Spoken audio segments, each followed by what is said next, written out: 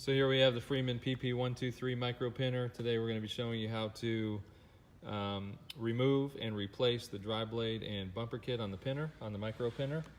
Some tools you'll need a pair of needle nose pliers, flathead screwdriver, and an Allen key that we have with a drill here, or the one that is actually provided with the pin nailer in the box when you purchase it new.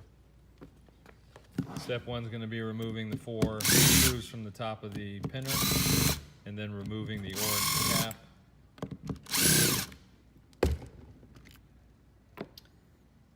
Okay, you see a spring there on the balance valve. Make sure you're careful with the spring so it doesn't get away from you. Take the needle nose pliers, pull the dry blade out. It's a one-piece assembly. You see it's a dry blade here with a piston.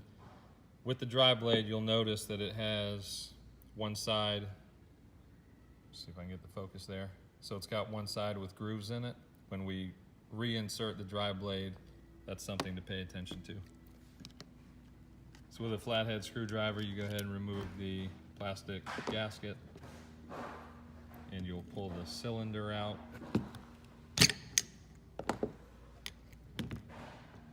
And there you see in the bottom of the cylinder, you have your bumper.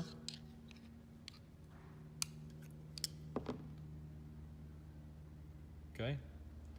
And then with your dry blade kit that you purchased, what you'll have is a dry blade and piston assembly and the bumper. So we just pulled these two out of the nailer that we're using for the demonstration, so we'll go ahead and put them back in.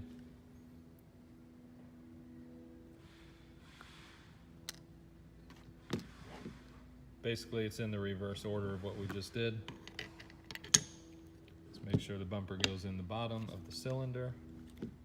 Okay, make sure you press that down nice and flush, and then you'll reinsert the plastic gasket there.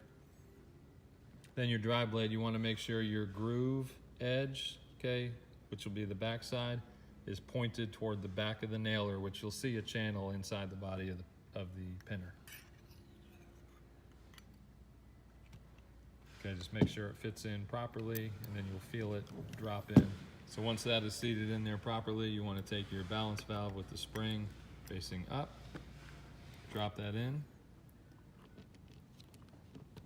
and then place the orange cap back on and retighten your Allen bolts in an X-shaped pattern.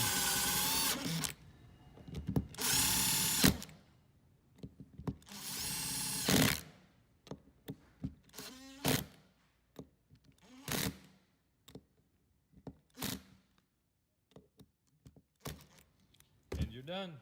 Thank you.